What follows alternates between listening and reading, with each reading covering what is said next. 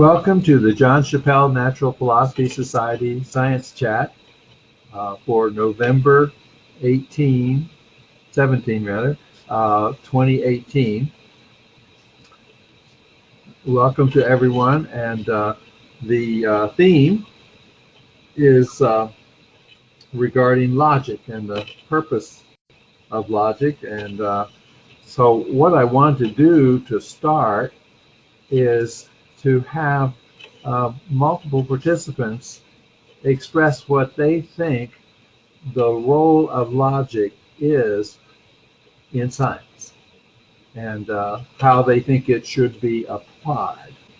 And just to get us started a little bit, I would like to mention that for thousands of years, logic was the key to science, but in the existential scientific method and the postmodern scientific method, which are the two that dominate today, there's very little role for logic. And so that is something that will probably be significant to us. So if Franklin were here, he would say, well, I just use common sense or something like that, you know. He doesn't take as strong a logic stand as some of the rest of us. But so if you'd like to volunteer, just unmute your microphone and you can speak on what you think the role of logic is in modern science. Why do you want to limit it to modern science? I mean, almost everybody uses logic, according to them.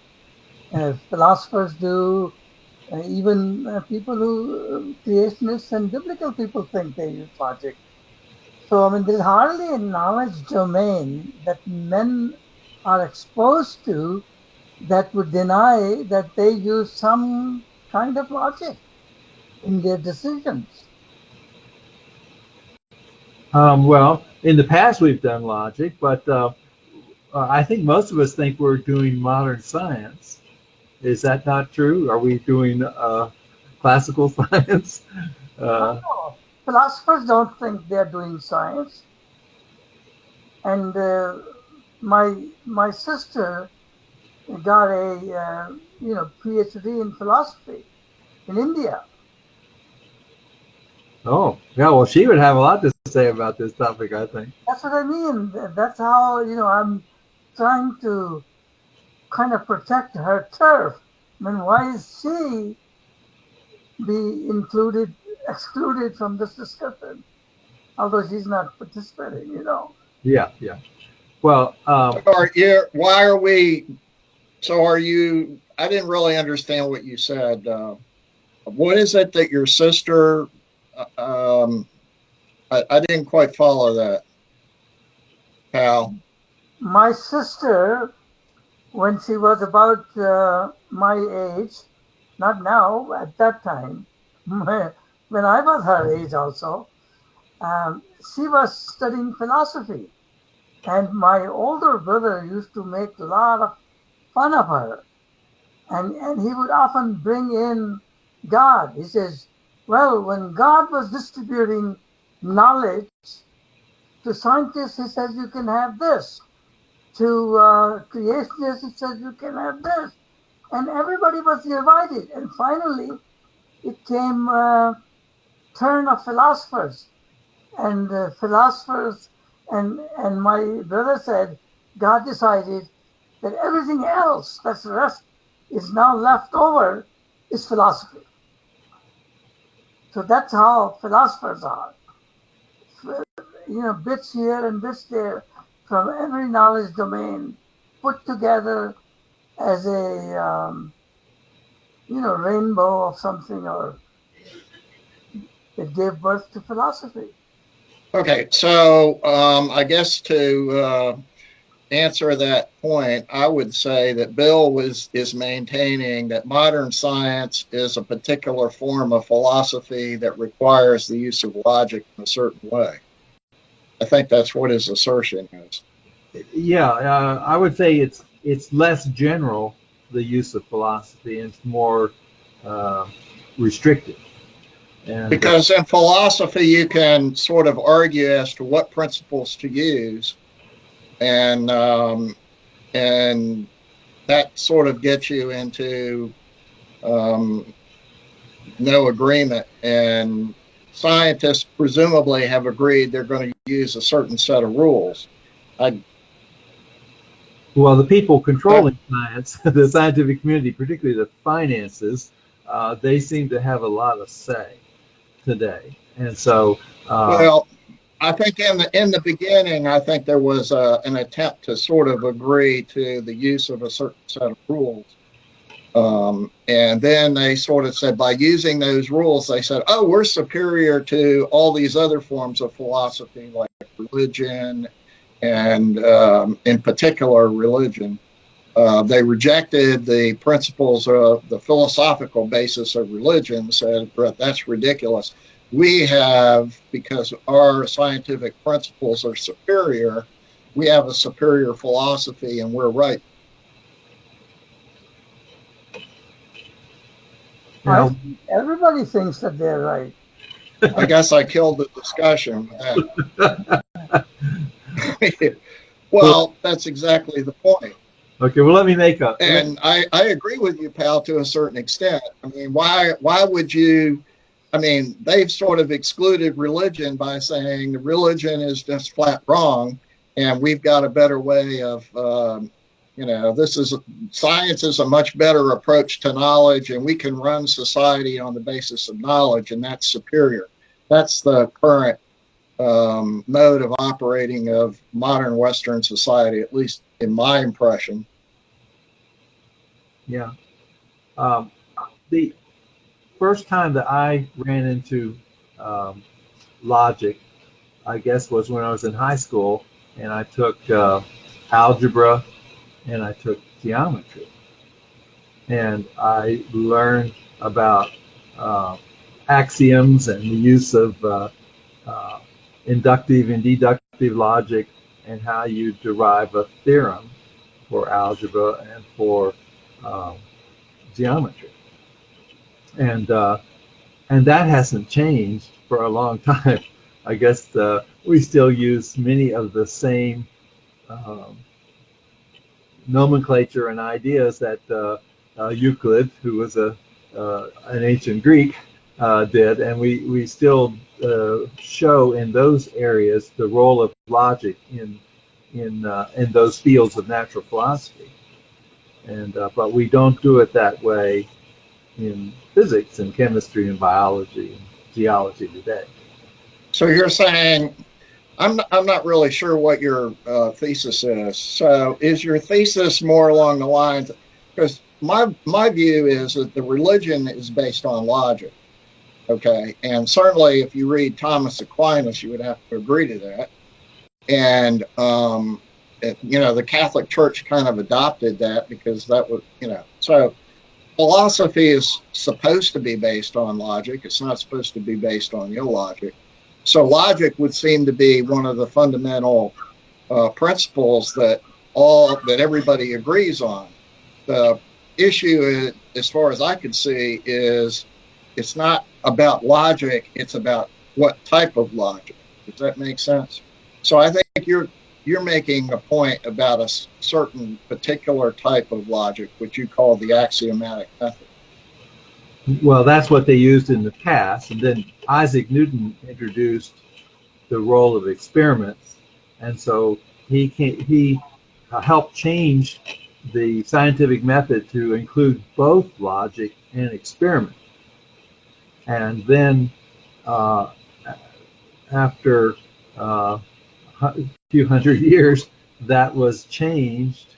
And you mentioned religion, and we had what we called the first and second great spiritual awakening in America, and it also occurred in Great Britain and part of Europe. And they used science as a tool to basically discredit religion, because there were a certain number of people that didn't want to be religious, and they didn't like all these revivals and everything being held. So they used science as a tool. And in America, they were very clever. They got Thomas Jefferson to agree to a wall of separation between the church and state. So what that meant was the state remained in charge of education, and the church was not allowed to interfere with that. And then through the education process, and in America we have what we call the Department of Education. They put out an education framework that said if you're going to receive any kind of federal support for private school, religious school, or whatever, you must agree to this education framework and teach what we say to teach here, or you can't receive any federal funding. And so all the colleges in the United States, but two, do not receive federal funding and follow the education framework. And a large number, hundreds of those, are even religious colleges, but they because they had to have the federal funding support, they couldn't get loans for their students to go to college and stuff like that unless that college agreed to this education framework. So anyway, that's how they have controlled that, and they use it as a tool to rebuke, to discredit religion, and because they didn't like the first and second Great Awakening and all the things that were going on, and some of them felt like this religious thing is making me look bad, and I don't want to be that way. I don't want to be religious, so I just want to discredit that and get make it so it's not so obvious and so prominent in our society. Well, if I could make a couple of points. First of all, I think there is a singularity in terms of modern physics. I mean, you mentioned earlier, Bill, chemistry and geology and biology and so on, but I think there is an anomaly in the case of physics where unashamedly the traditional, the mainstream view is that we defy logic. We can simultaneously believe in a proposition and the antithesis of that proposition. Now, we don't do that in any other area of science. We might do it by accident, but we don't do it in an admitted way. In science, in physics, we do. So I think the basic principles of logic are essential to carry out in all spheres of activity. You know, when we're going out on our daily errands, we use basic logic. When we're speaking, we use a sort of logic, which is a grammar. When we're solving an algebraic equation, as you said earlier, we use a logical system from step to step. So I do think we need to do that. Now, however, I would caution to a certain extent that we need a minimum framework of the basic axioms and postulates that you talked about, such as the law of non-contradiction and things like that. What has happened in the past is people have put into logic areas which are not logical. I mean, their own particular beliefs. They said, well, it's illogical if you don't agree with this. And they have sort of expanded logic into intuition. And you must realize that a lot of things in science are surprising. So we have to be very, very careful. However, I do think we need a basic set of logical criteria, which is absent from modern physics in particular. Just one comment before I leave it on your last point.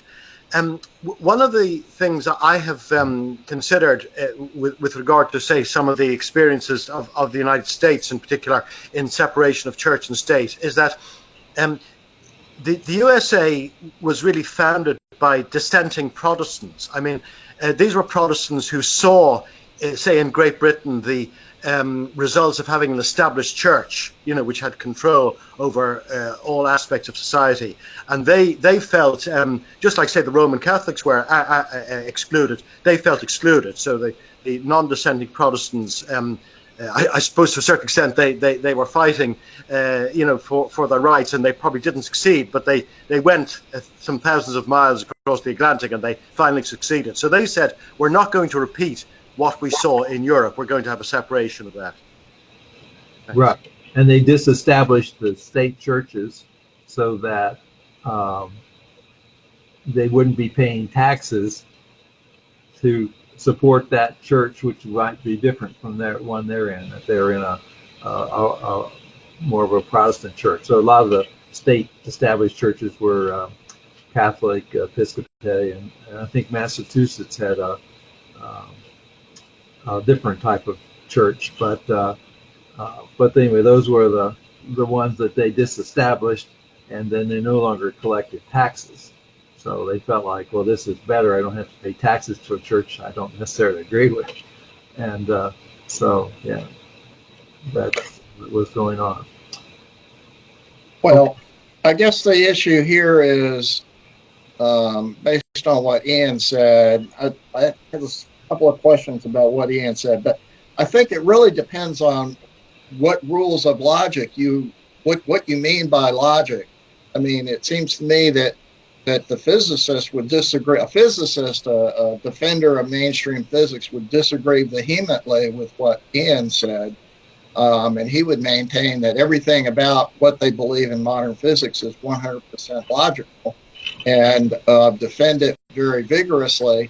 And I think that if you were to dig down in it, you'd find out that what he defines as being logical is kind of different from what Ian defines as logical, and that would be the crux of the disagreement. So the question is really, in my mind, not that physics doesn't use logic, it's the principles of logic that they use that are at issue. Uh-huh. Okay. Does anybody else want to comment on this before I start the presentation on the role of logic and how it's applied in science? So I'm going to be doing something, but I like to get general.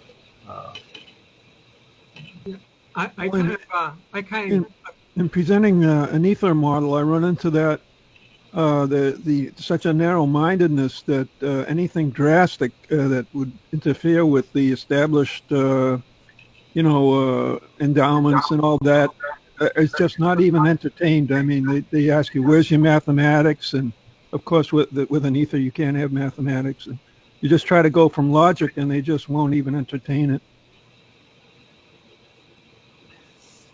Yeah, there is a certain connection between mathematics and logic in science, because we like in science to have mathematical formulas, like in physics at least, for expressing things, and we think it's a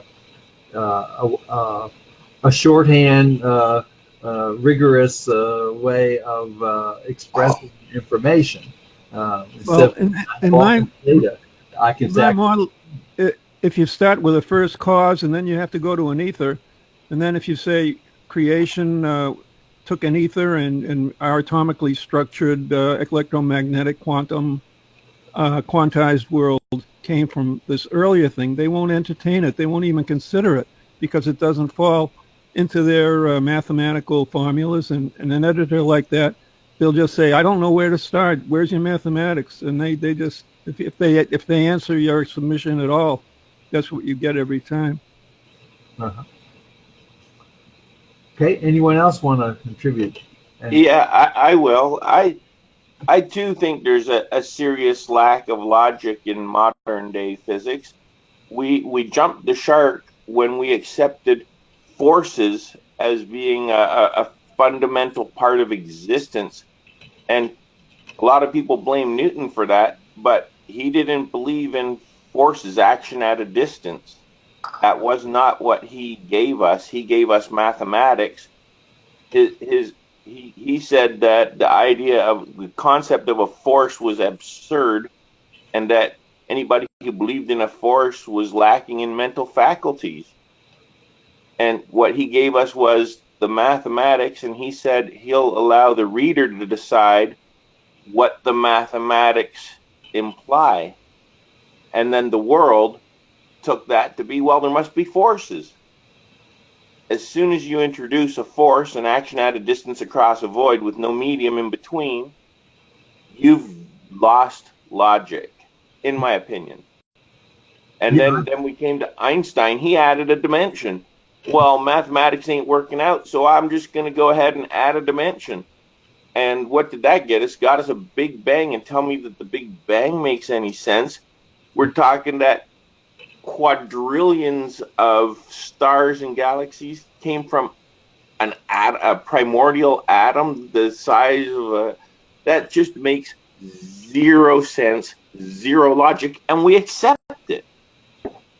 And so, yeah, I think that modern physics and logic, they're at opposite ends of the spectrum. Well, we surely have a good representation here of ideas. Anyone else want to comment before I start the presentation?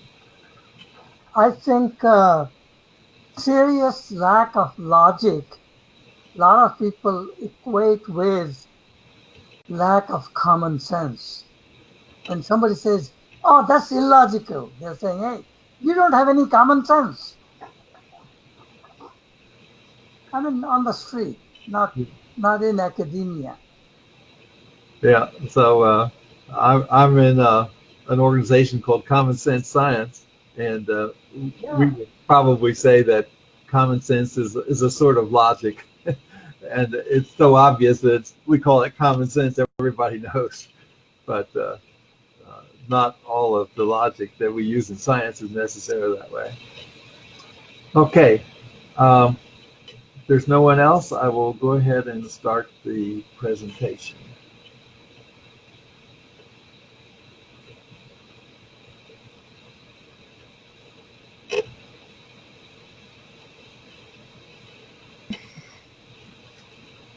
Now you will probably say I'm opinionated from this title, How to Use Logic to Determine the Best Direction for the Pursuit of Science.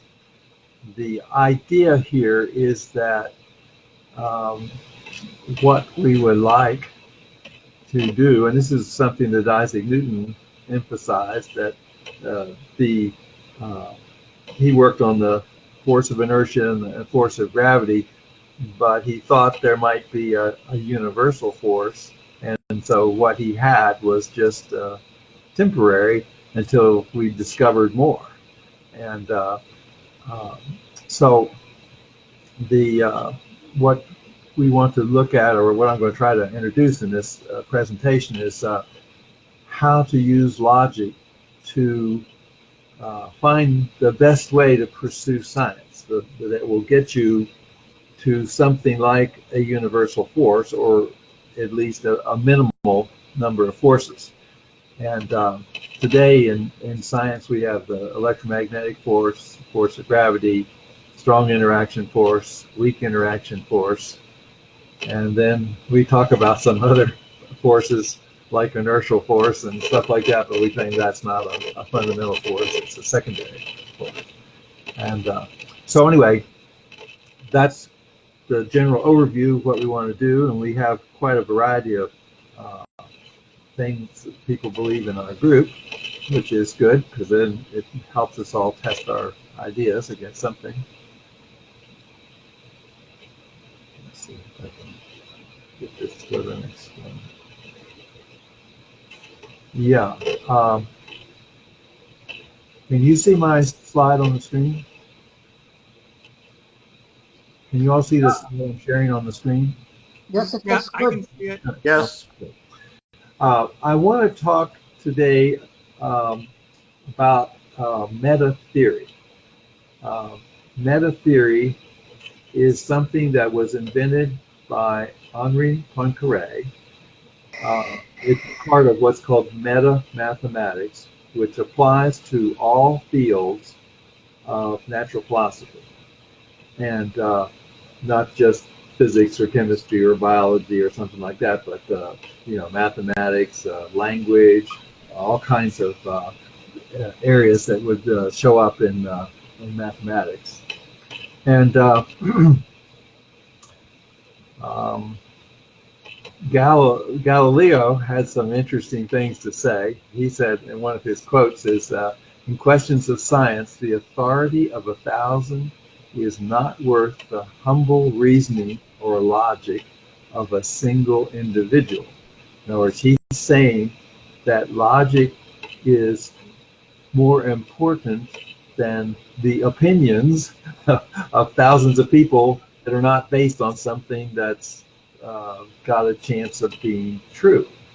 And he thinks that logic gives you a certain discipline that helps you discover truth. And so that's what we're going to explore in this presentation. And meta theory is a theory of theories, a logical theory of theories. It's a branch of meta-mathematics, and it studies the principles, conceptual elements, consistency, and other aspects of logical systems. And from the days of the earliest natural philosophers, natural philosophy has been developed as a logical system derived from postulates, assumptions, or axioms. And if you derive by deductive and inductive logic a theorem or a theory based on certain postulates or axioms, that is considered progress. And then if someone can falsify your postulate or axiom, you got to redo the theory. That falsifies the theory. And I was using this when I got my postdoctoral assignment at Catholic University, and I gave a talk before the American Physical Society on the what I felt like was the falsification of relativity theory. I showed that there were 5 key assumptions of relativity theory that are known by assumption, by experiment, to be false. But we didn't falsify the theory.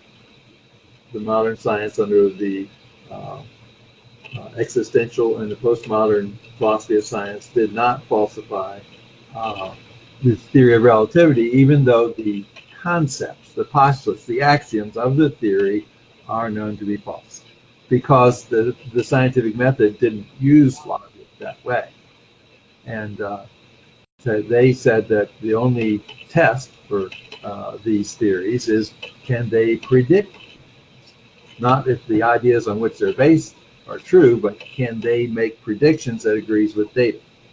And but I was taught you could make thousands of theories that could predict the same data within a certain limited range, and but they wouldn't all be true, because they'd all be based on different ideas, and you have to have some criteria for determining which one is the best, which one is the one that people who want to know truth so they can make progress in science and in technology and that sort of thing, which one is valid.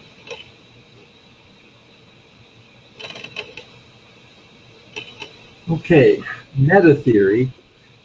Henri Poincaré, he is the one who's usually credited with founding the field of meta theory or meta-mathematics. And he is considered one of the last of the true natural philosophers. He was concerned about the structure of scientific theories and the logical basis of truth. He, a little background about him, he was also the co-discoverer of relativity theory, and he actually published it 1 year before Einstein did.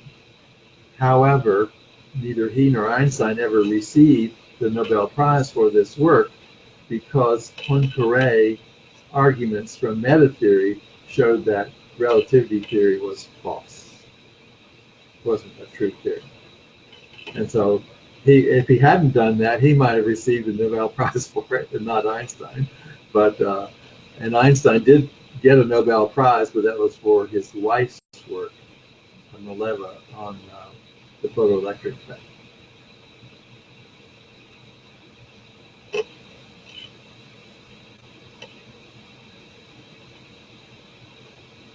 Okay, so we're going to go through some of the theorems that Poincaré uh, did a proof of and published it.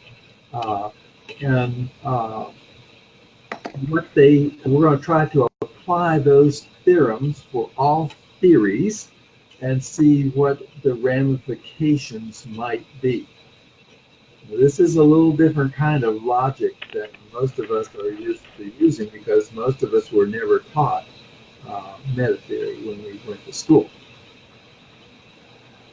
And the first theorem that he proved was that no two fundamental theories in nature could employ the same fundamental constants, such as c, the velocity of light. And so there was another argument he gave that says that only fundamental theories could be true. So if you want a theory that is true, you might have multiple theories that could describe data, but they can't use the fundamental constant of another fundamental theory. So if you look at the screen here, you'll see that electrodynamics uses C in the wave equation. Special relativity uses C in the space-time interval. Quantum mechanics uses C in the energy quantum. And general relativity theory uses C in Einstein's field equation.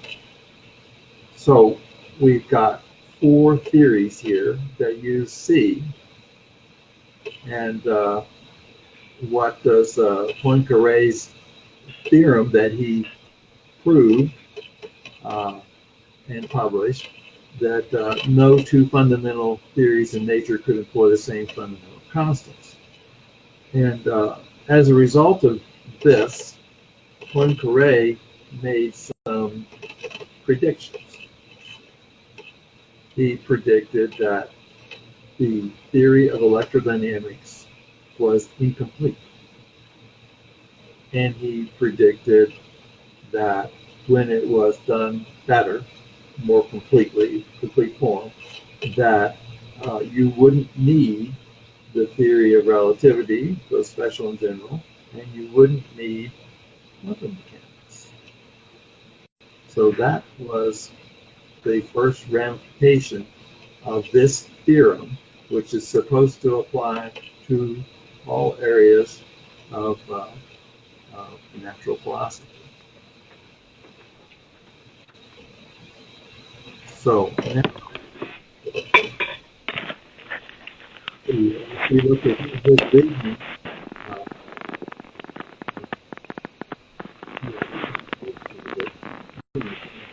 but let's go to this slide here. Another argument is based on the superposition principle.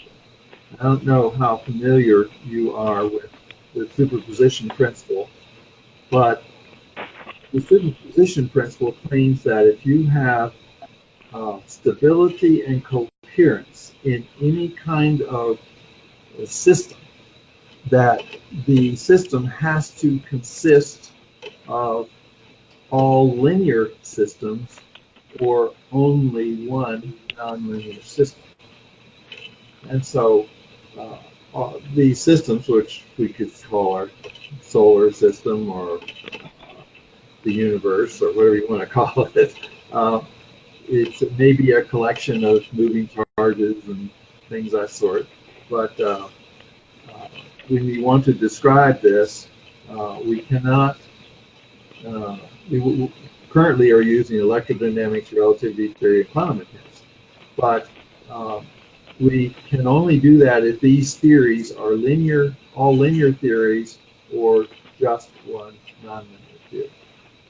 So if we look at that now, what we see is a linear system is one that satisfies the homogeneity and additivity properties required by the superposition principle for coherence and stability.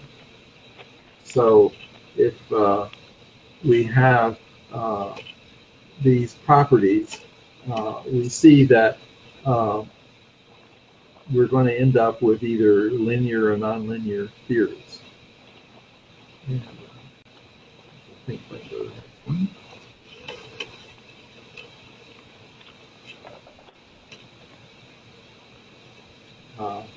Okay. Arguments based on the superposition principle. One wants to describe matter in the form of an elementary particle, an atom, or a molecule by combining electrodynamics, relativity theory, quantum mechanics. Each of these theories must separately satisfy the superposition principle. And Maxwellian electrodynamics cannot be combined with special relativity because the electrodynamic field and force is nonlinear in R. Special relativity is not a proper theory to add to electrodynamics since it modifies electrodynamics further, making it more nonlinear by giving rise to the expression for the electric field that is nonlinear in velocity due to the V over C term.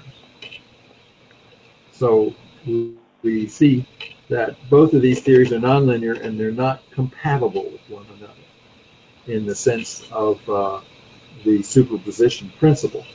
Now, we do take Maxwell's equations that were solved by Oliver Heaviside, which are nonlinear, and we do combine that with special relativity theory, and we use that in the combination of the two, which is in violation of the superposition principle. And but no one pays any attention to that these days, as far as I can see. Let's see. And now, if we look at special relativity theory, you can see here the nonlinear V over C term that are in it, and it's also got the R squared. But here it is. This is the combination of the two theories together. We get this equation for the E field, and believe it or not, that is compatible with a lot of data, particularly with accelerators and things like that.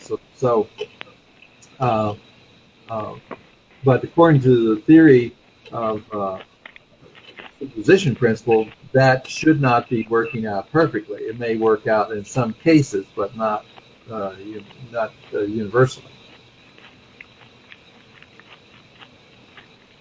And now, if we look at quantum mechanics, the principal task in quantum mechanics is to compute how a certain type of wave propagates. And the wave is called a wave function.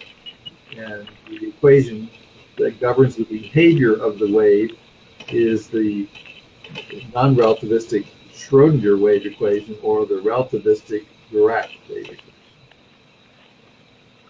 And the primary approach to computing the behavior of a wave function is to write the wave function as a linear superposition of quantum wave functions known as stationary states. So the people who developed the wave equation of quantum mechanics claim it is a linear wave equation, and it can be combined with other linear theories, but not a nonlinear theory according to the superposition principle. So we have a problem, and that is, of the 4 theories that involve C, none of them are compatible with one another. 3 of them are nonlinear and 1 is linear, and you only can have one nonlinear, so they can't be combined with any of the others. And then the one linear principle could be combined with another linear one, but there aren't any other linear ones. So what do you do? you can't make any progress. It looks like there. So we see that in summary here that electrodynamics is nonlinear theory, special relativity is nonlinear, quantum mechanics is linear, and according to the superposition principle, no two of these theories can be combined to describe matter in the form of an elementary particle, an atom, or molecule, because a nonlinear theory cannot be combined with another nonlinear theory or linear theory according to the superposition principle. And so what we end up with is we can have one nonlinear theory or just a collection of linear theories. But we only have one linear theory, and we have a number of nonlinear theories, and they all involve C. So what Henri Poincaré thought was, well, if they all involve C, then it looks like C is an electromagnetic quantity, the velocity of light, and that there must be a problem with electrodynamics so that it's not as complete as it should be. And if it were more complete, then we wouldn't need these other theories. That everything that they are used to describe would be described directly by electrodynamics. So that's a conclusion that Henri Poincaré made, and that is why Einstein never received a Nobel Prize for his special and general relativity theory, because people believed in the superposition principle. So the question is, well, is there a way we can improve electrodynamics? Can we make it more complete so we don't need these other theories? And the answer to that question was put forth by Isaac Newton a long time before we had these other theories.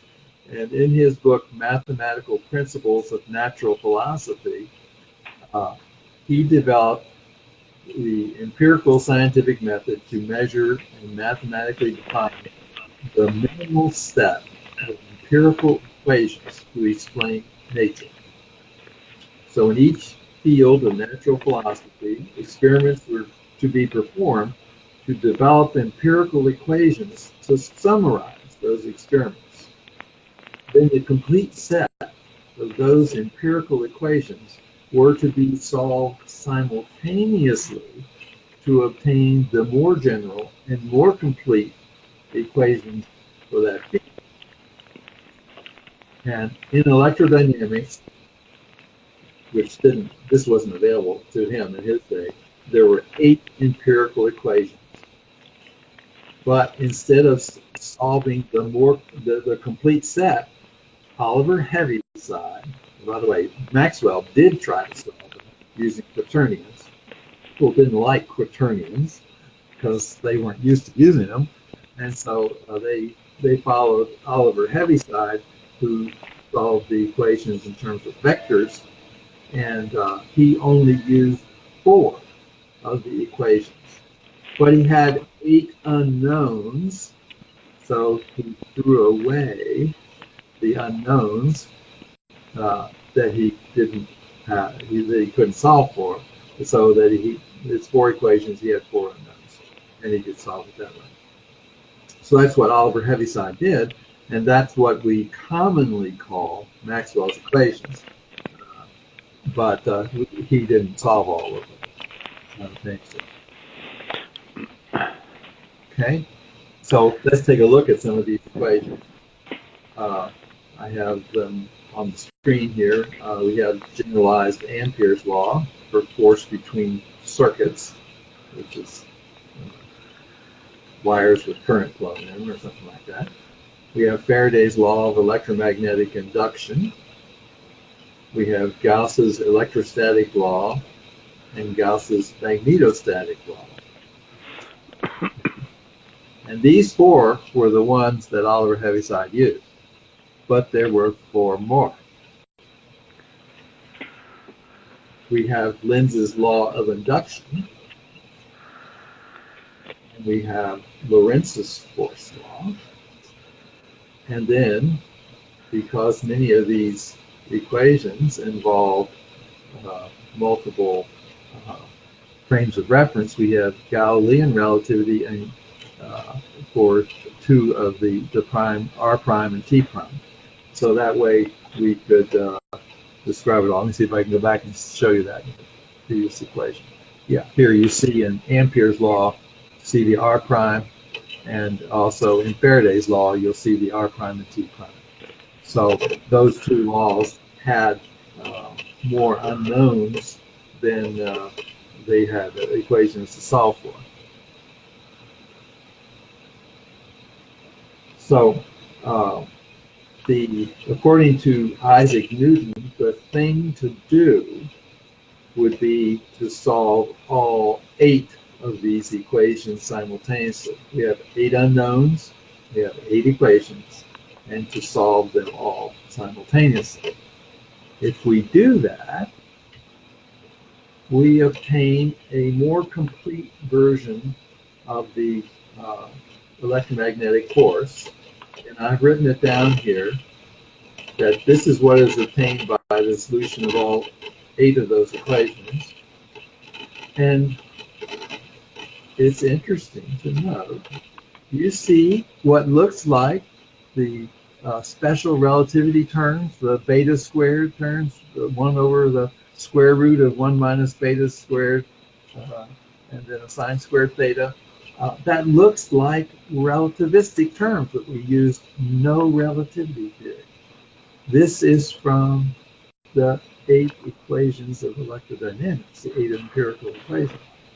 So now we have discovered that what Poincaré thought might be true was true, that we don't have any need for special relativity at this point. And it turns out that we don't have any need for general relativity to explain gravity, because the force of gravity can be derived directly from this force law. And so that's an interesting comment there. Okay, that's the end of the slide presentation. And I just wanted to show you what would be obtained here. Now, if we, when Oliver Heaviside solved the equations of electrodynamics, the 4 equations that he chose, the first 4, he solved them in terms of the vector potential, A, which is not a physical quantity, and he solved it in terms of the scalar potential. When Isaac Newton was doing his work, he used the energy potential, not the vector potential or the scalar potential, the energy potential, which was like a scalar. And if we solve these equations with that, we can get the acceleration terms, A, small a, and the dA dt, which is radiation reaction. And the acceleration term also governs radiation emission and absorption. But we can also get the radiation reaction, which is the recoil. Now, those are normally a separate theory from Maxwell's equations. But we see that Maxwell's equations can get you all of that in agreement with data. However, when you get the radiation reaction term, you end up getting 3 terms. 2 are subject to boundary conditions and 1 is not. The one that's not subject to boundary conditions is what we actually observe in accelerator experiments. And so we feel that the other 2 must have certain boundary conditions that cause them to go away.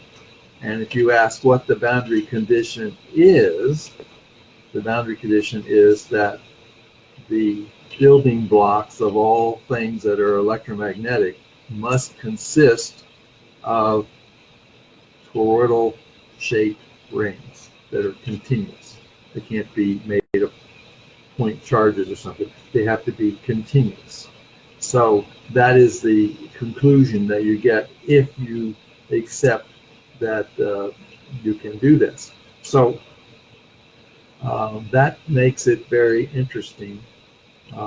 It looks like by following logic from meta theory and by doing what Isaac Newton said, solving the complete set of the empirical equations that you have, and the best set that you have. In other words, if you have 3 versions of Ampere's law, the one that works the best is the one you use, not the one that you might have gotten first, but it didn't take into account a certain phenomenon. So anyway, that seems to be what you should do. So that is what, in my own work, I have been doing. And by the way, I was corrected to do this by people like you in meetings like this when I was just showing what I was doing. And they were saying, no, you didn't do it quite right. You should be doing this. And so I made that change, and I was able to extend the work even further by doing that. And so, for instance, when you have the full electromagnetic force using all of the equations and using the energy potential, then you can derive the force of gravity as the force between 2 vibrating neutral electric multipoles, like a dipole or quadrupole or octopole. And of course, that's what you have in atoms. You have electrons and protons that are vibrating with respect to one another. And you have that also inside of elementary particles if they are composed of these toroidal rings, which electrodynamics suggests that all of the stable particles in nature that we can see, stable enough to measure and do experiments with them, would have this. So we get a clue as to the structure of elementary particles.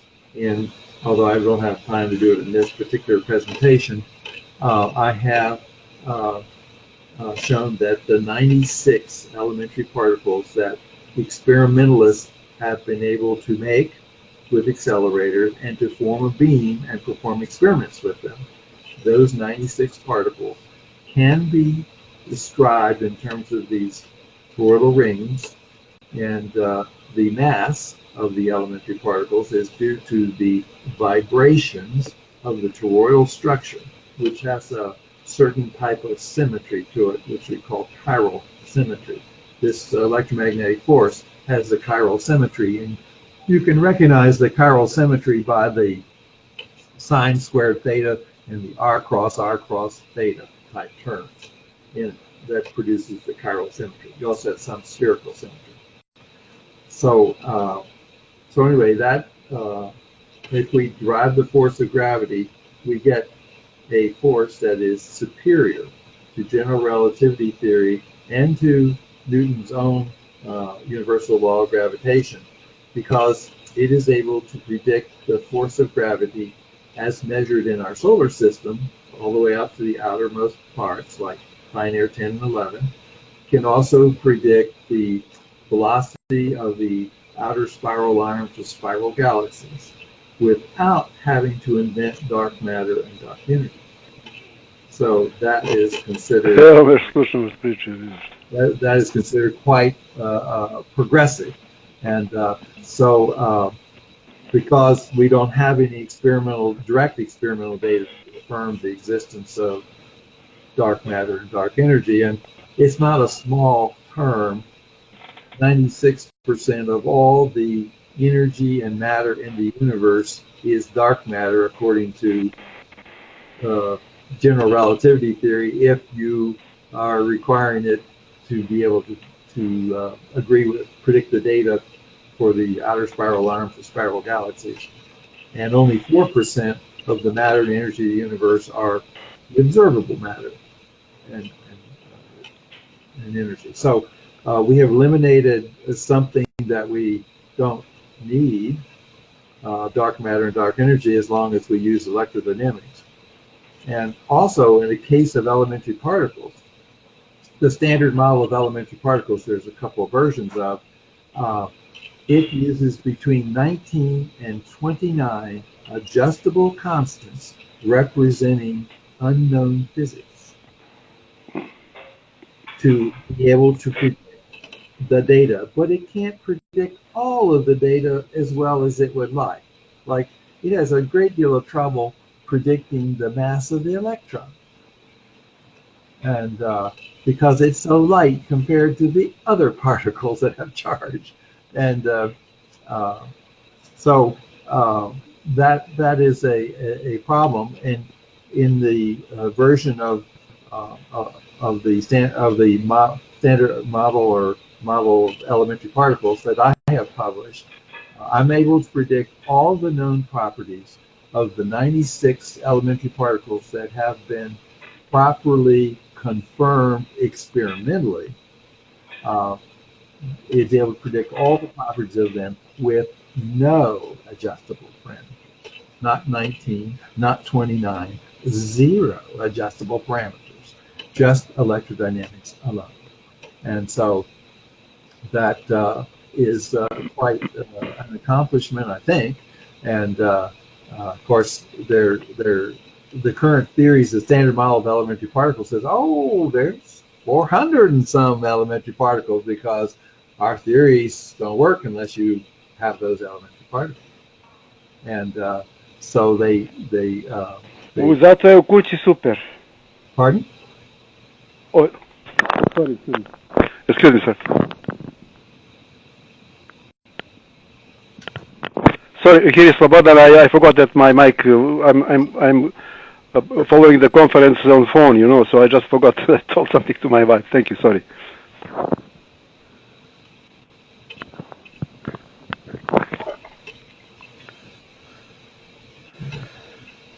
I'm trying to get my screen. Anyway, look, Bill, now that I kind of interrupted you or not, right? Right. Anyway, how about to ask some questions, comments, and so on, right? Okay, couple of things. First, something that I've been interacting with you on is related to the correctness of the referencing of Poincaré's work. Uh-huh. I thought to send you earlier this morning, but I just sent you that email just for you to check whether the whoever kind of chapter or book 9 is really covering that what you have been talking. In my view, it has been not. If you have some other resource to please share with us or maybe correct references. That's one thing. The other one, when you mentioned the Maxwell's quaternions formulation, actually he did not have anything there that has been kind of removed by Heaviside, by his reformulation, because he did not have divergence of either electric induction or magnetic induction in outside of the sources, and of course no magnetic monopoles and so on. How you stand there? I mean, your theory, does it exhibit that kind of non-zero divergence of electric and magnetic field outside of the sources? Okay, this is a little different from the main topic, but the work in electrodynamics has been added onto by Arthur Compton and his last graduate student, Winston Boston. And they showed that we have made some approximations in Maxwell's equations. We put in charge, and if you ask a person, well, even if you ask Newton, what is mass? He says, I don't know. He says it's a property of matter, but I don't know what it is. I don't know what causes it. Now, in our work, we actually, when we derive the force of inertia and the force of gravity from electrodynamics, we get a definition of mass in terms of electrodynamics. And that definition of mass is in terms of charge. But when we look at the work of Arthur Compton, he measured the wavelength of the electron. And then Arthur Compton made these, Winston Bostick did experiments in plasma physics, and he made this toroidal ring, which is the building block of elementary particles. And he was able to show that the toroidal ring does not have a billiard ball finite size, I guess you would say. It is kind of like saying when I look at a tornado and I see the funnel, that the funnel defines the tornado. But in reality, the tornado extends for maybe 1,000 miles if you look at it from a satellite, and like the people in the Weather Bureau do, and I used to do those systems for them. You see that that the whole thing we call the tornado includes the clouds and the rotation and the jet stream as well as the funnel, and they're all twirling around, and you see they're all connected, and so that is that shows that we cannot talk and continue the idea that the charge of an electron is something like a billiard ball and it has a finite size. It may have an average point where the force is the highest, and that's what we're doing with our equations, but in reality it extends a long way. And other people at University of California at Berkeley have measured the electric and magnetic fields and shown that they have a tensile strength. That means the electromagnetic force is not action at a distance. The tensile strength of the field, which goes everywhere in the universe, is what produces all the forces. And so, yeah, sure. I mean, I agree with that. That kind of the electric charge should be actually the manifestation of movement. Actually, the kind of what can be experienced or measured as induced by the movement of fluid in form of toroidal vortex. And when we look at the electron, when we can say that structure has kind of non-zero divergence, that the divergence can be denoted as charge. But when waves are induced and propagate through the medium, to intervening medium, I would say ether, then actually the structuring of ether should be kind of induced. And then in every point, we would be able to establish non-zero divergence by virtue of kind of compressibility of that medium, you know. If divergence is missing from the field formulation, then the vector field is not complete. I mean, Euler equation, so what was that? Kind of Laplacian, you know, it's kind of a gradient of divergence minus rotor of rotor. So my point would be actually that the complete theory, which has a mission to be the only one and all encompassing, embracing, should show that part of field, that divergence, that's something related to the longitudinal waves or scalar waves and so on. That was my point that I asked about, and I would ask you about also about kind of energy aspects, kind of conservation of energy and so on. You have been mentioning in your presentation last year, I think, when you have been awarded by the Chappell Society, that actually you are kind of proponent or whatever you can find with the existence of so-called self-working systems, or systems, technical systems, or natural systems that can exhibit over unity effect.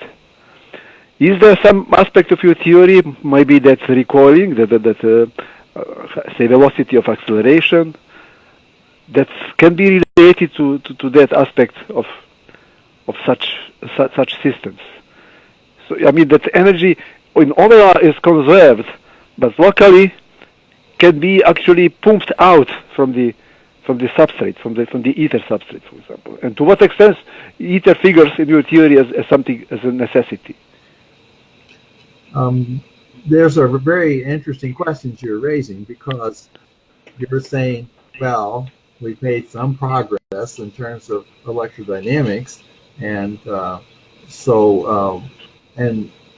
only thing that electrodynamics could say about the ether is the field, the electromagnetic fields, and they extend throughout the whole universe, and they have tensile strength, so they're always connected to one another. And so the question is, could there be something else that is the real ether, and that the electromagnetic field is just giving us certain characteristics that make us think that we have the solution in terms of electromagnetic fields? And because what produces the field, and that is an interesting question. Now, earlier we talked about some religious notions and ideas, and it turns out that in the Old and New Testament scriptures, God is revealed as the creator and sustainer of the universe, and he is always using electromagnetic means. As far as we can see the light, the lightning, that sort of thing going on, and it's called the Spirit of God. In fact, two of the people that developed Maxwell's equations always referred to what we now call the field as the Spirit of God. So you have a number of alternative views that could be used in that regard. And so anyway, that is an issue, and the question is, how can we discern the differences between some of these issues? In other words, is there something different than the field that is the ether?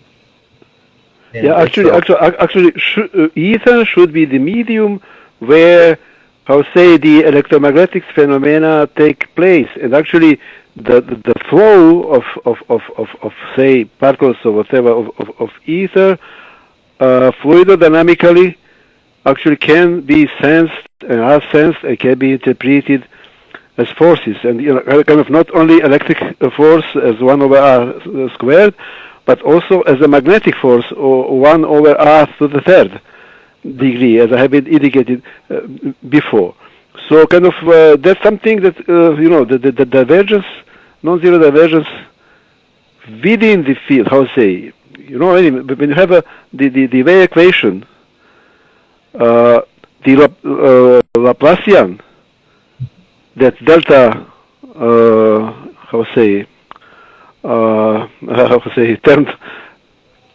turned top down, right? Squared, right?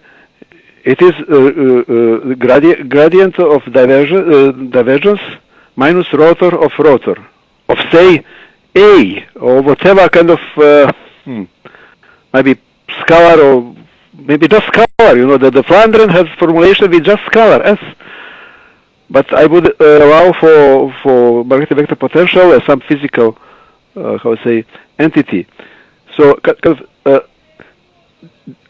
same as the charge is flow of ether within the between transmitter and receiver, as we conceive as propagation of waves, we actually seem to have structuring of that very ether substrate, like in induction wise, complementary structures appear in between, with strength and time variation that is dictated by the I would say, dynamics of those electrons. Not they drifting, but they just inclination, so that they align to a certain extent along the applied electric field. So when we look at certain points in the intermediate domain between transmitter and receiver, we could measure divergence of the field, divergence of those flows, of that structured flow. Well, I guess the question is, how can you justify an additional ether other than the electric and magnetic field, because we now know how to make all the experimentally observed elementary particles out of the solitons of the field.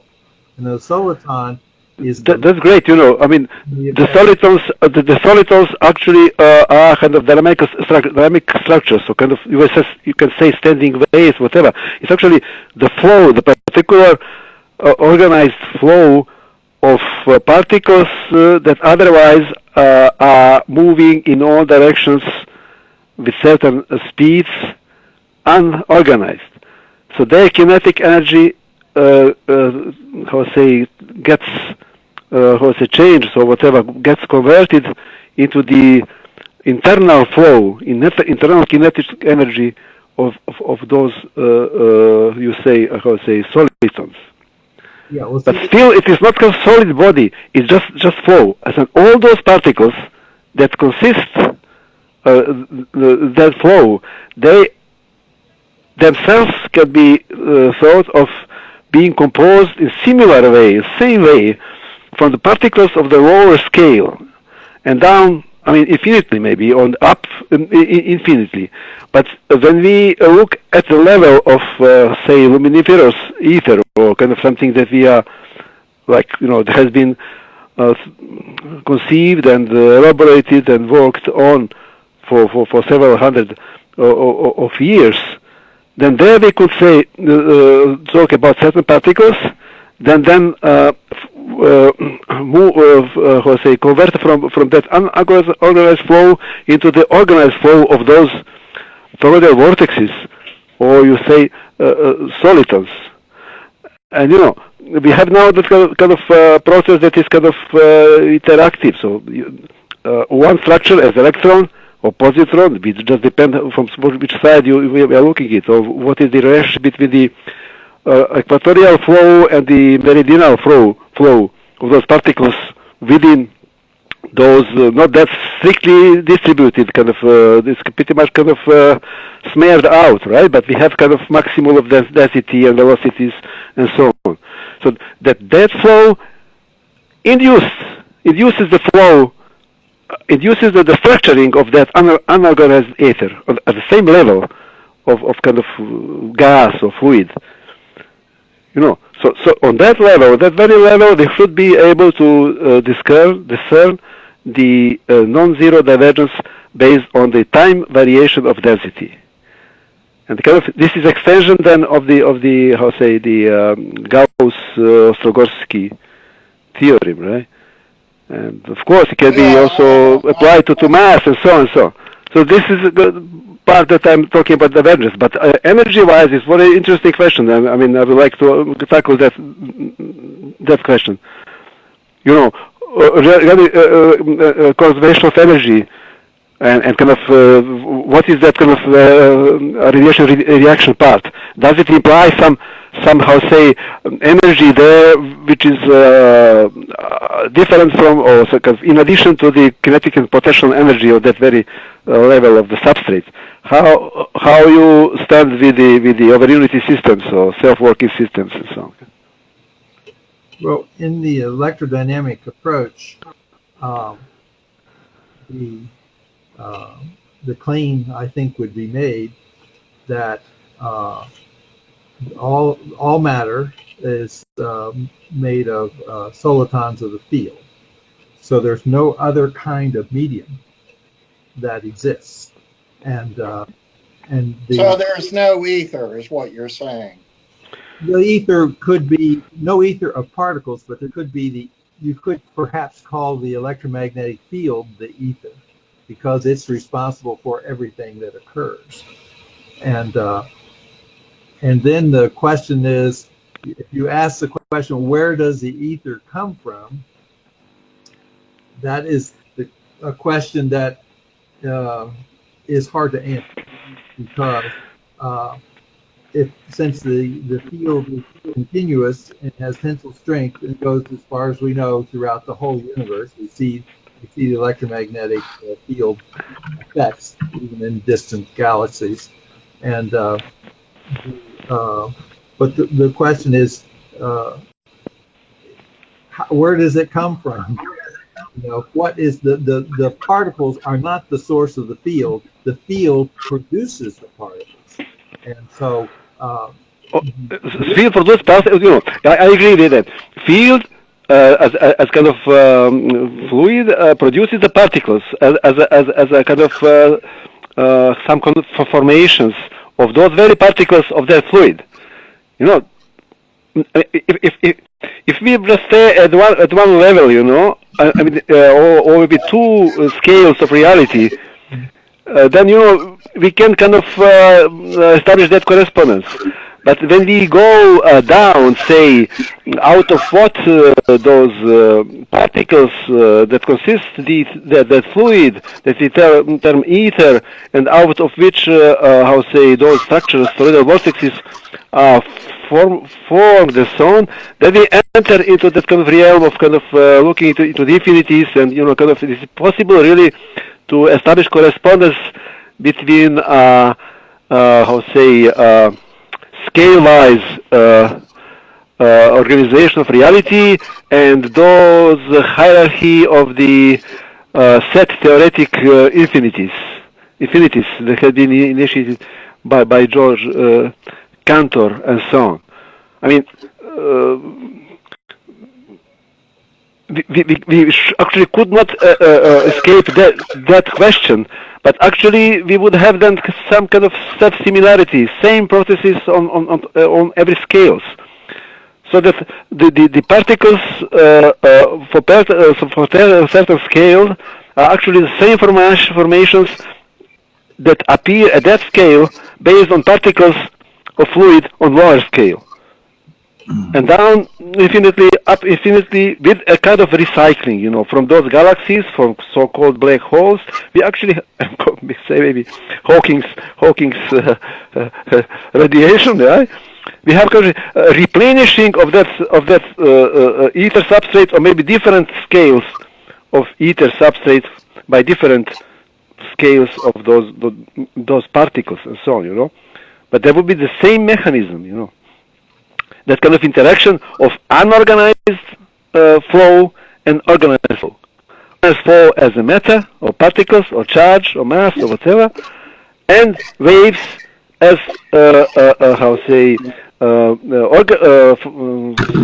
structuring of that very fluid or at certain scale. For example, at electromagnetic scale will be feathers ether, but happens also on lower scales and upper scales. I mean, atoms, molecules, gases, so on. I mean, solar system, galactic, supergalactic, and so on. Yeah. Bill, can we go back to your presentation? Okay, I think I can. I have some comments. Like on the first page, I have a comment. Okay, let me see if it's still here. I gotta start it up again.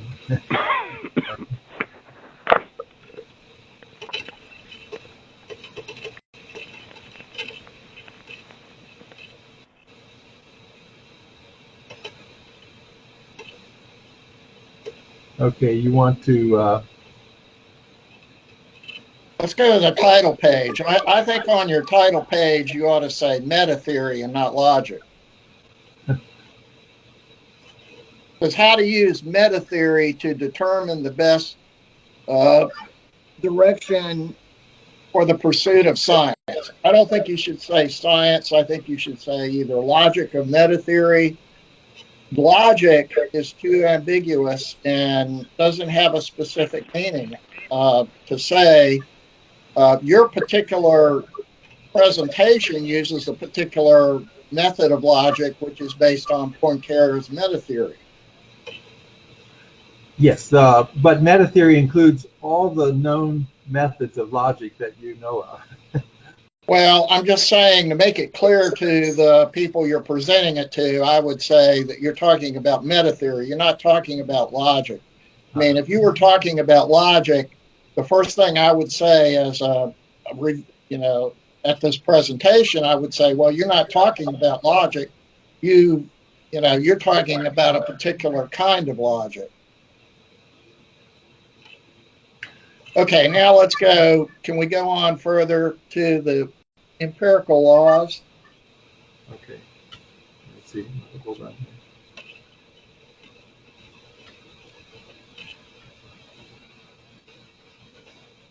Are these the ones you want? Well, okay. Let's. What you're saying here, as I understand it, is you're saying that you're taking issue with mainstream, and that mainstream has essentially used experimental method to develop a bunch of mutually separate theories. So what we have is separate theories, okay, and those theories are based on different experimental. They're based on the logic of experiment. So mainstream would say our theories are based on the logic of experiment, and the logic of experiment shows us that we have to have these different separate theories because that's what the experiments show. What we want to see is. And you're saying that if you apply meta theory, then that sort of supersedes their logic of experiment. Yeah, I think what I'm saying is that the empirical equations are not so much theory as they are an attempt to codify, summarize the results of many experiments with an equation. All right. Let's go to what you could say is it's primarily empirical data that you have, that you're incorporating. And okay, so your answer is you're going to base your theory on empirical data, but you've selected a different set of empirical data to do it. Well, I'm selecting the Maxwell's equations. It's true that Oliver Heaviside only used 4 of them, and there were 8. And so what I want to get to are the 8 equations. It's true that your claim seems to be that you can sort of get relativity and some of these other theories out of your 8 empirical equations. So it's really your 8 empirical equations that are really the key. Right. And let me see if I can find where that is.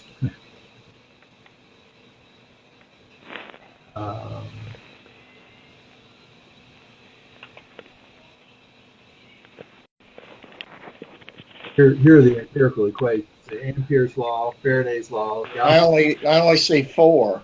Well, there's another set. There's the rest of them: 5, 6, 7, 8. All right. So these are the ones that were not included in Oliver Heaviside's work. So you see, we use Galilean relativity, not special relativity. All right, let's go back to the previous page.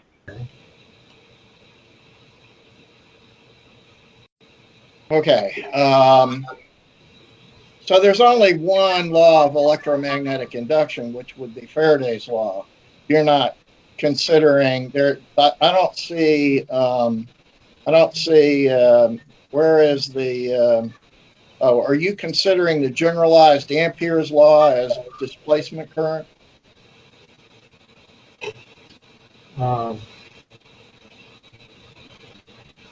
I know that generalized Ampere's law is not the original version, but it's an improved version. Where is displacement current in here? I mean, there's usually 2 curl equations. You don't have curl equations. You have you have integral equations, and there's usually two curl equations. Which ones are the two curl equations? Okay, we've got the Lorentz force law. That's got a curl in it. That's not what I mean. There's usually del cross H equals partial with respect to D, and then there's del cross E equals partial with respect to B. Yeah, it would have to be the Ampere and Faraday laws. So you go back to the previous page for those two curl equations. Right. Well, to me, this is kind of confusing because I don't really see the curl equations. A lot of people like to see curl equations, I would think. Oh, okay, so I'm kind of confused on that point. So now the Lenz law is on the next page.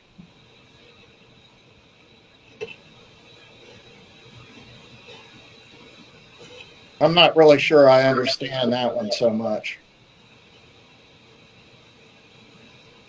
Well, it's a law of induction. So the displacement current is explained in terms of these 8 equations, and you can obtain the empirical laws. But the displacement current is not a fundamental empirical law. It's derivable from these other laws.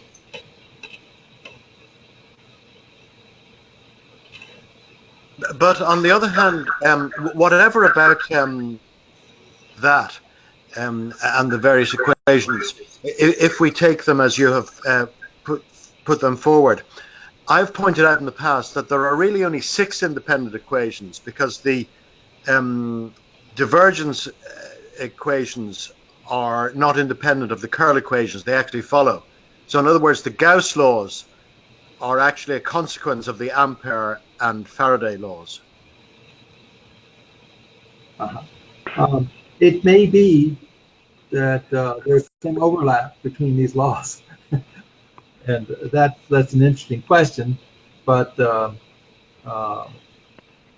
there's something that's unique in each of the laws that's different from the other laws,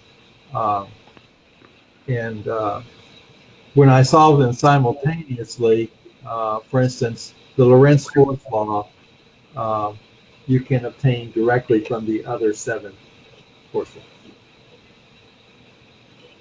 the other 7 equations. Well, but there is. I mean, if the Hertz reformulation of the Maxwell's equation was with the full time derivatives of say B or B and D, not partial, and then by doing that, actually the Lorentz force comes out as both kind of Galilean invariance, Galilean's invariance, right? And the Lorentz force follow directly. You just wonder if you have been considering, maybe if you had considered at the moment, maybe, or would you maybe to consider the full time derivatives instead of partial one, and then maybe to reduce the the number of equations or the number of the kind of empirical equations, because I mean, my insight based on the electrodynamics of Atiukovsky, I mean, and there's something that we have been discussing related to the Faraday's monopolar induction and so on, is actually the Faraday induction law as time derivative of kind of flux of induction and so on is incomplete. It applies only if the field is homogeneous within the loop. If the field is homogeneous and all the way outside the loop, the induced electrodynamic force is 0. The time derivatives are all obtained through the energy potential. You have to read my book to see how that's done, but because we don't use the vector potential, which is not an energy potential, we use the real energy potential. We're able to obtain all the time derivative terms, and that's how we get the acceleration and the dAdt terms for radiation reaction. So if you solve these 8 equations simultaneously using the energy potential, not the vector potential, one obtains the emission absorption of radiation and the acceleration terms, which are missing from Maxwell's equations, and one also obtains the radiation reaction term, which is missing from Maxwell's equation, and one obtains the energy potential. You get a term, you get an expression for that. And so that is what is missing from the other versions of electrodynamics, because they didn't believe in conservation of energy. See, when you use the energy potential, you have conservation of energy. When you use the vector potential, you do not. Well, let's go back to the Ampere law.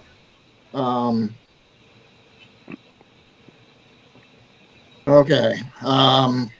Notice the 2 different frames of reference. Well, I'm kind of confused by that. You know, I can see where somebody in mainstream looking at this would find lots of things to take issue with, and I can see where you know, people who believe in ether theory can find a lot of things to take issue with. So I see a lot of issues. My main question at this point would be regarding your presentation, Bill. Yeah. I really want to see what is the experimental basis for these laws that you're, I mean, you know, I would like to see some, you know, connection between the experiments. I mean, you talked about the experiments, but I mean, it would be a lot easier for me to really appreciate this more if I knew what experiments produced that generalized Ampere's law. That is taken from the most leading book in electrodynamics by Jackson. So he has 4 or 5 editions of the book. But anyway, in that book, so there really isn't a real strong experimental connection to that law. No, he gives all the experiments. Yeah, so but I have to trust Jackson, and I don't trust Jackson that much. Well, I can't say much about that. But anyway, Jackson is a leading one, and he's not promoting electrodynamics as a universal force, and he's not solving it in terms of the energy potential. But he does go into the origin of the various empirical laws of electrodynamics. Well, do all these laws then come out of Jackson, or just 1 or 2? Oh, I take I have about a dozen different electrodynamics books. I use all of them. And well, no, that's not my point. I mean, if you're going to say go to Jackson for law number 1, then do I go to Jackson for law number 2? Jackson is the leading book on electrodynamics. I understand. I have a copy of Jackson's book. Yeah. My point is that if you're going to use these as the basis of your theory, and I'm a mainstream critic, I'm going to, you know, want to know the, you know, where these laws came from. And you were citing Winston Bostick, and so I would assume, you know, Winston Bostick is not in Jackson. Right. Well, I'm just saying, where does Winston Bostick come into play in these 8 equations? Bostick is, when I solve these equations simultaneously using the energy potential, and I obtain the radiation reaction term. Okay, now these equations only involve the radius and the velocity. But when I obtain the radiation reaction term, which is dAdt, it's 2 derivatives higher than that, from the energy potential, then I get that in order for the boundary conditions on that to be satisfied, so that the 2 terms that we don't observe experimentally go to 0, I have to have the building block for all electrodynamic particles, quantities, whatever you call it, in the shape. They have to be composed of the shape of a toroidal ring. And All right. that Okay. is the solar to the observing. As I understand it, what you're saying is you don't believe in the vector potential theory of Maxwell. Is that you're not using the vector potential theory? No, you're using only the scalar potential equations. Do you realize the vector potential is disproven, and you have probably proof refrigerator? I don't really have much faith in the vector potential. If you have a refrigerator magnet on your refrigerator that looks like a brown piece of plastic. Yeah, I know all about it. Yes. Okay. Those consist of monopole magnets there, and you can do all kinds of experiments with them, and you can see that they're monopole magnets. And the vector potential is del dot A equals 0, and it's not compatible with magnetic monopoles. But these equations are compatible with magnetic monopoles. So, and the energy potential is compatible, and you can handle magnetic monopoles just fine. And so we actually have experimental data that invalidates the vector potential approach. And if you go on the internet, you can buy monopole magnets from many Chinese companies. And so that's something you can think about. And I found that the most common one in here, well, they put them in the steering column of many cars, like Mercedes and those type cars, so they steer more easily and than just using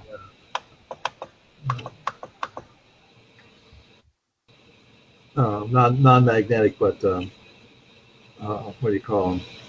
Mechanical. Washers or but bearings. It steers better than using bearings, and so that's what they use in some cars. And so if you look at that, you see that the way we solve the equations that Oliver Heaviside did in terms of vector potential is not a valid way. Hello, Bill. When you said that those magnets of the refrigerators are monopole magnets, you mean that kind of sandwich, that you have kind of sandwich of two magnets and then some kind of metal plate in between, right? What we have on our magnets is usually a picture on the front, and on the back it looks like the picture has been glued to a piece of something that looks like brown plastic, is what it looks like. And it covers it's like rectangular, it's not spherical or anything like that.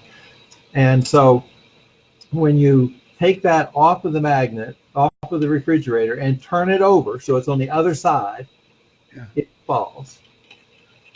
Yeah, okay, and then if you measure, you only a magnetic field on one side. You can pull the picture off and try to put it on the refrigerator. It won't stay. And then when you take a compass up to it, you discover that there's two types of magnetic monopoles, and that they are alternating as you go along the length of the. And if you use iron filings, or you use one of these films that can show the magnetic field, you can see these parallel lines, and each parallel line is a monopole magnet. Yeah. Okay, Bill. So actually, I've been kind of currently with one guy here. I'm kind of building the kind of those monopoles to put them on the, I'll say, axis, and then to see whether a magnetic motor can be produced. But anyway, what is the reason that's based on the kind of magnetic monopoles? Actually, these magnetic monopoles are actually kind of redistribution of those flows. So on one or the other side, you have same poles, say north or south.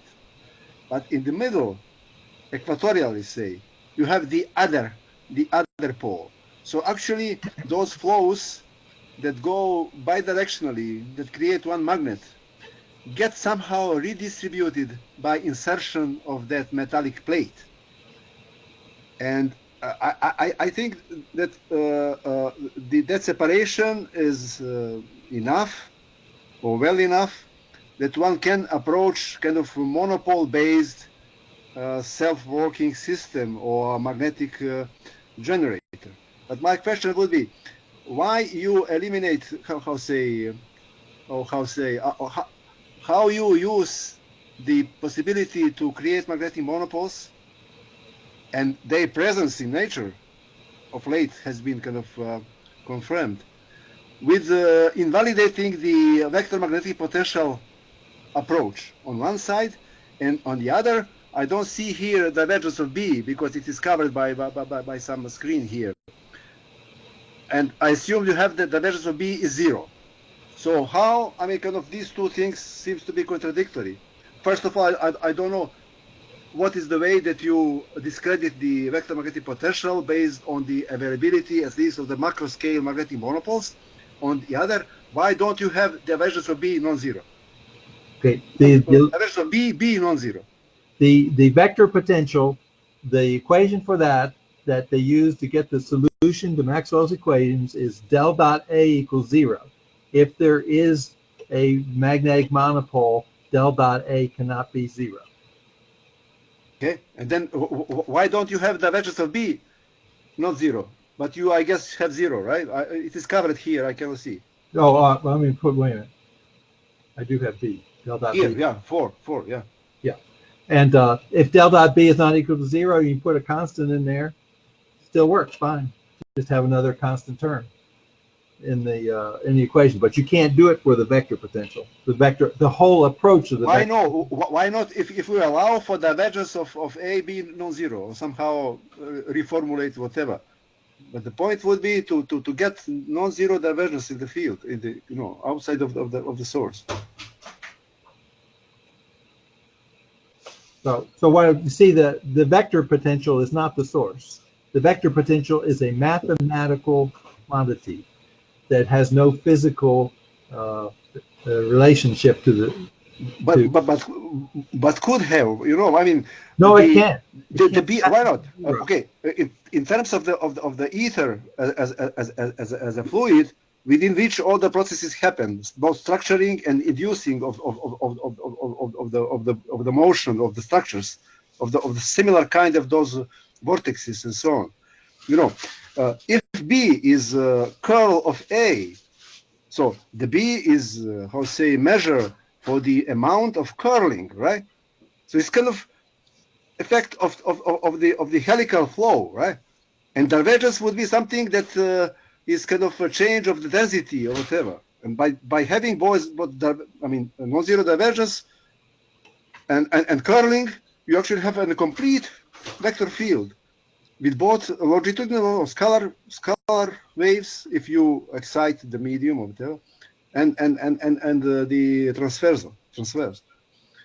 You have also here full time derivative. Maybe you indirectly get some effects that one up front would expect from the full-fledged wave equation.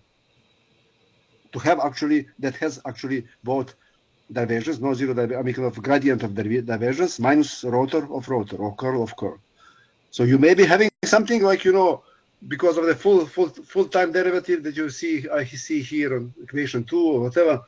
Indirectly, implicitly, that effect, but essentially, physically, from Helmholtz on, actually, that should be the case for certain vector field to be complete. And all the time, from original Maxwell equations with quaternions, or later with Heaviside, whatever, we actually are missing the equations 3 and 4 as non-zero divergence outside of the source, and allowing for B to have divergence as source, as magnetic monopole. You may have it indirectly. Could you say, could you just tell us, should please, be explicated, in regard to equation 2, whether the d by dt is this full derivative, including the convective term, or is it a partial derivative with respect to time? It's a full derivative. Okay, thank you.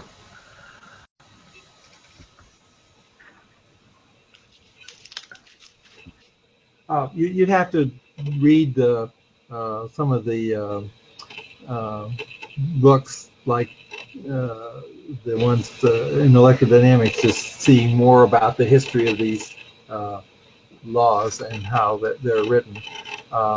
That's something that I don't take responsibility for. I follow what I consider the best explanations for it from various texts.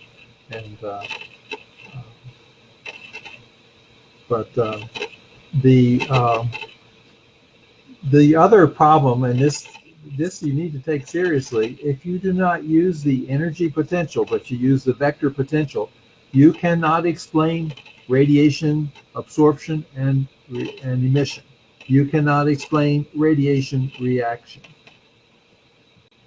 Now, do you understand that?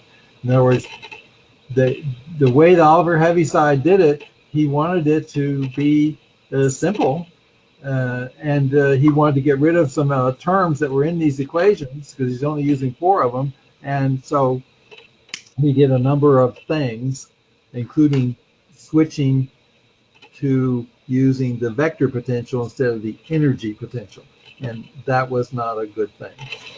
And that's why the politically correct scientists claim there are no magnetic monopoles, because they know it invalidates their whole approach to electrodynamics, and they don't want to. I had, the Heaviside himself had that kind of insight and result measurement of the flow of energy along the conductor. This kind of scalar field, he did not think maybe of introducing the non-zero divergence of A, but essentially the longitudinal field force between 2 conductors can be traced back to the non-zero divergence. He himself is known of that. It's pretty much suppressed. I mean, when you talk, for example, to the Ivor Cat, right? He had a book, Heaviside, the man of, the how to say, I don't know, all the time, big man, right? Yeah. So he had relying on that effect. Ampere also had it. I mean, so if Heaviside relied on the electromagnetic potential and did not involve the non-zero divergence of A, and had results, experimental results, that she could have related to it. This is another issue. This is something that is problem with Heaviside. No matter how big he was. But the bigger problem is with the others, who could not see and maybe continue to merge these 2 things. You may have done that. I mean, I'd say implicit, indirectly, but I think it would be good to explicate it, or relate it. I mean, as I said, I would agree with energy potential. What would it be? It would be ether pressure within ether, which is actually based on the Jacobi heterodynamics, which is very, very consistent, on all scales. It amounts to 10 to 36 of Newton per square meter, So kind of that guy, Flandern, I mixed the 2 Flanderns, one with F and the other with V. And kind of, when I look at the papers, I can kind of resolve who is who. One of them has a theory actually based on scalar potential S. It might be very similar to yours. Have you had chance maybe to look into this work or the author of that work looking into yours?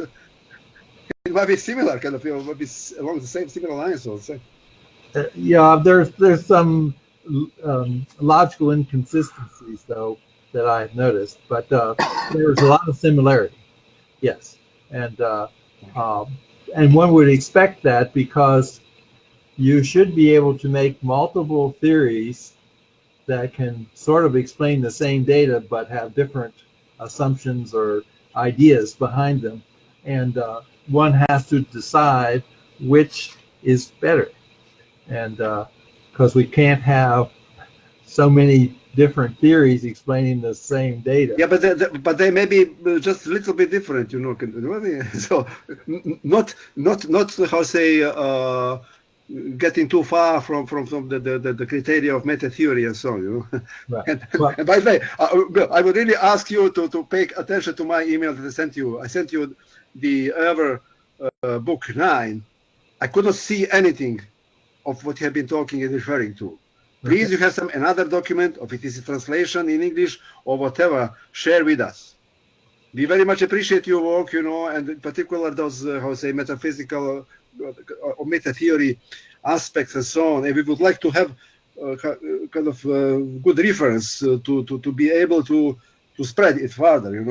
When I start discussion here, I just hint, but kind of I cannot support. I cannot send them. Oh, this is the Poincaré's ever book 9. You have this on this page and this page, because there is nothing there except the Lorentz transformation preparation for Lorentz transformation and so on, with some discussions of ether, kind of necessity for it regarding different aspects and so on and so on. You kind of please consider that. Thank you. By the way, this, in case you didn't know it, my book that I published in 2013 on the Universal Force, Volume 1. Okay, I have that book, and you send me some but the same referencing is the same referencing. Physics book in this century. By the way, why didn't you publish one bigger book than, other than that many books? It's tough when you go to Amazon, and you're supposed to pay for each book $40 or something, whatever. It's pretty tough. Book sells for $15. If you had one book, I would pay $100 for it. This way is pretty tough. Yeah. But anyway, please consider this, sharing this information and checking this information that you're referring to. I'll check. Is it correct or not? Email. What is the correct reference? Please provide that. Okay. Some other people I think wanted to talk. If you want to say a few things, we've got about 5 or 10 minutes. I have a question. Yes.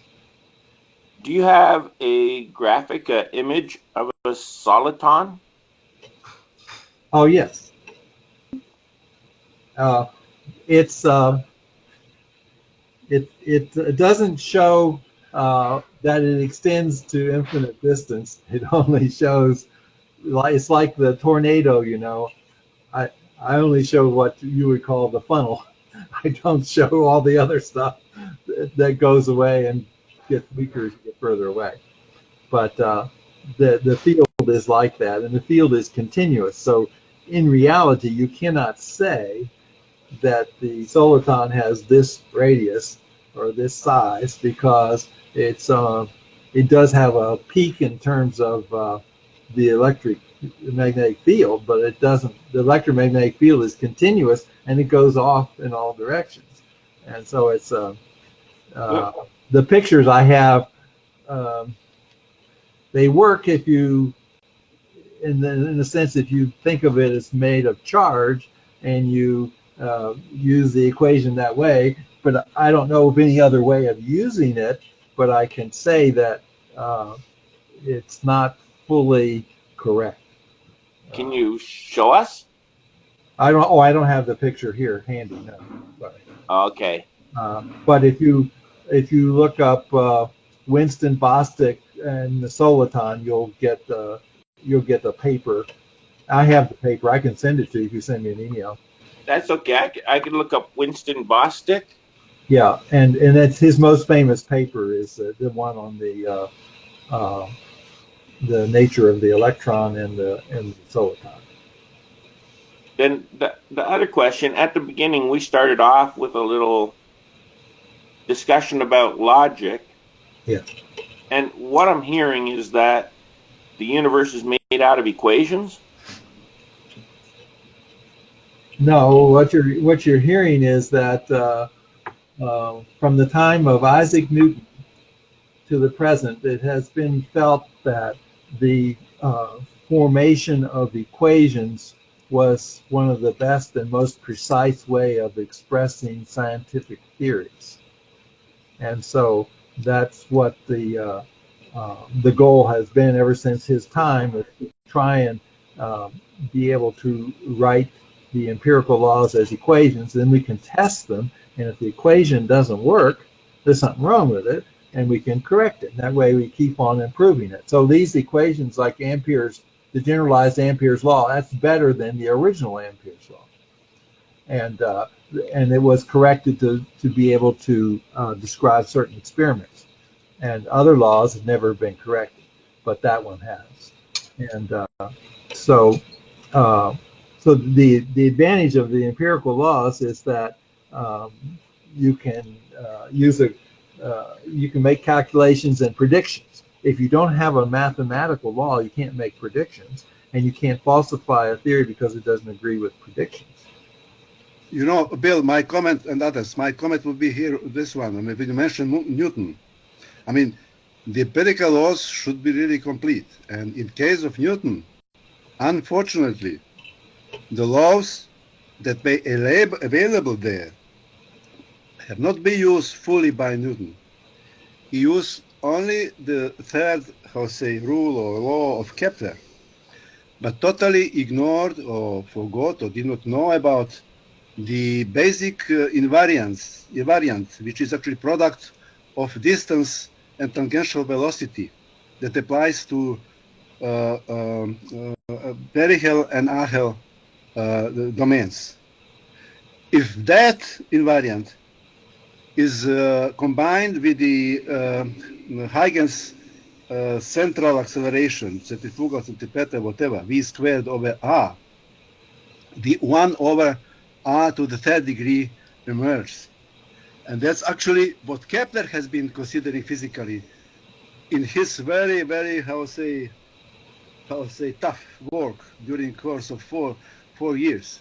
Was necessity actually for those two components, attractive and explicitly repulsive. And Newton had it in first, edition of Principia to deal with the precession of Mercury, but later removed it, maybe not to allow for Leibniz to have a kind of precedence in that domain, because he came up with the two componental explicit central force. So Newton was the first one who has been pushing, enforcing his theory and preaching to others that story. I mean, kind of that he could and should be maybe revised and so on. Actually, he did not use the complete evidence at the time that had been available. Just part of it that came produced the R squared.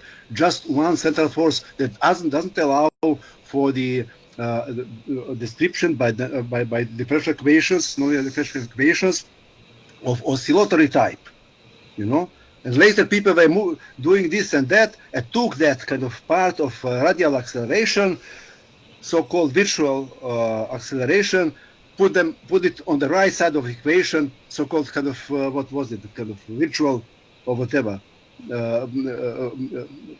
acceleration, and maybe in the dynamic of solid body that came up as a Coriolis force, and so many problems that had been inherited also by electrodynamics by considering only a kind of attractive repulsive of 1 over squared, and then not thinking about 1 over r to the third. You know, well, and you don't have it either. I mean, they did kind of magnetic repulsive attractive force of 1 over r third. So I mean, kind of, I would be expecting that you really have complete theory here. You know, the divergence and that part of so you know what I mean. So please, I mean, I agree that I'm pretty skeptical that even one is able to kind of collect all the evidence that's relevant. But of course, extending it in the way is much better than it has been. But please don't consider Newton as somebody who really did things rightly. He did not do it because, you know, he did not take into account the very important part, half or bigger part of work of Kepler that would produce very easily 1 over r to the third degree of the attractive or repulsive.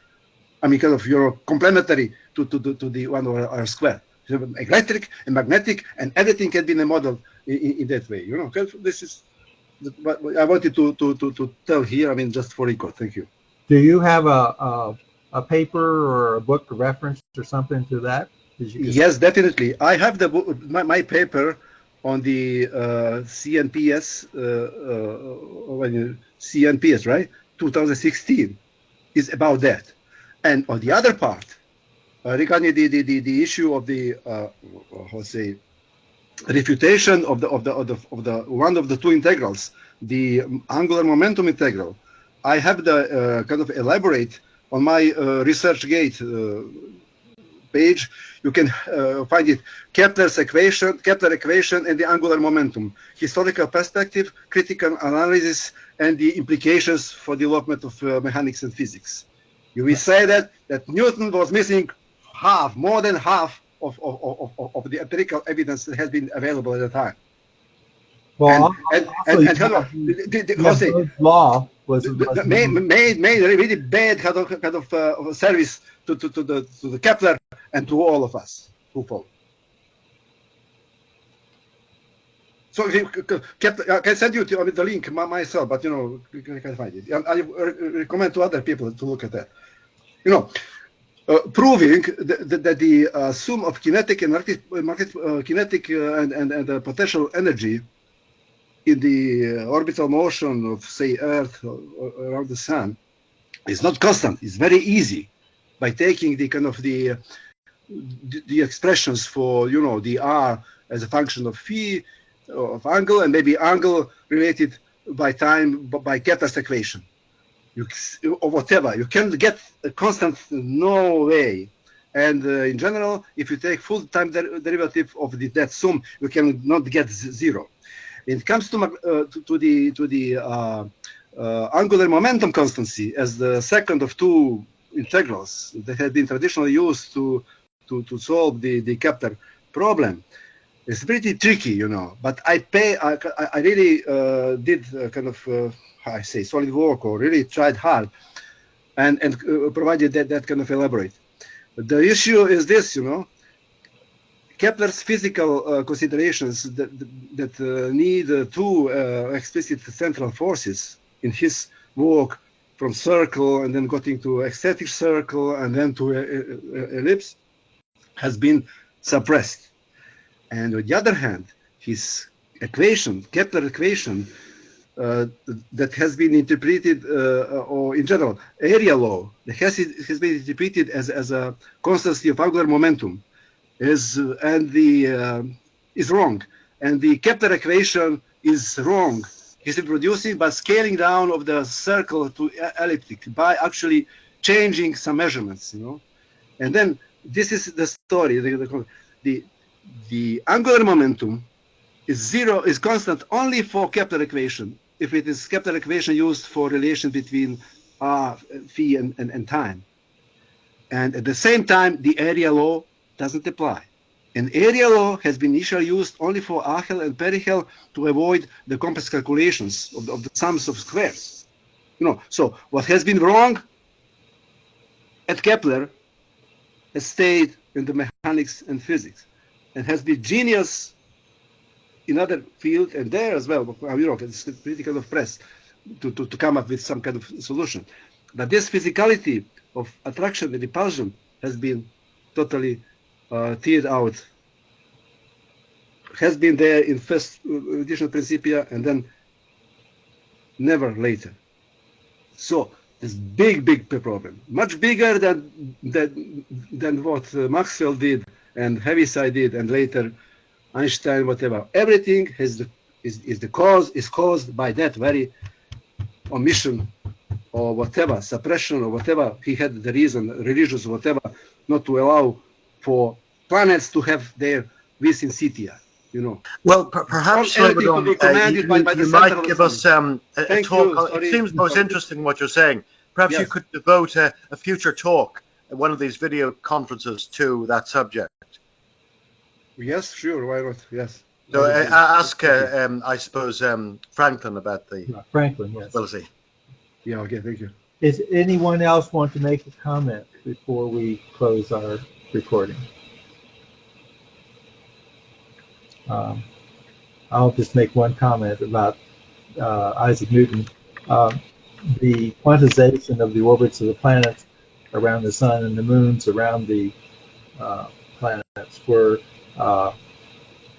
known in time for Newton to have done something about it, but he never took that into account. And neither does general relativity theory provide any mechanism for quantization, but the version of gravity that I derived from electrodynamics does explain the modern version of Bode's law. Okay, I think at this time I'll go ahead and stop the recording, and I'll put out an email, or actually Franklin will put out an email for next time, and we'll see what the topic will be. And if you want to speak, please give him an email. Okay.